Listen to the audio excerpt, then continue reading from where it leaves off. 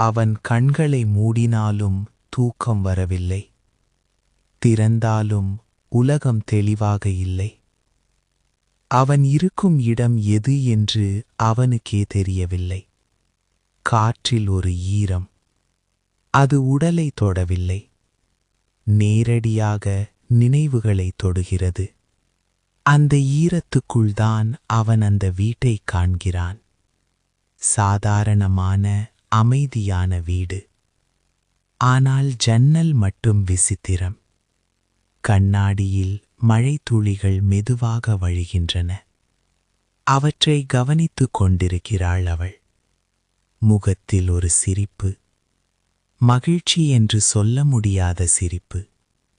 ஏதோ முன்பே தெரிந்த ஒன்றை மறைப்பது போல. அவள் திரும்பி பார்க்கிறாள். நேராக அவனை. அந்த பார்வையில் கேள்வியா இல்லை பதிலா என்று அவனுக்கே புரியவில்லை.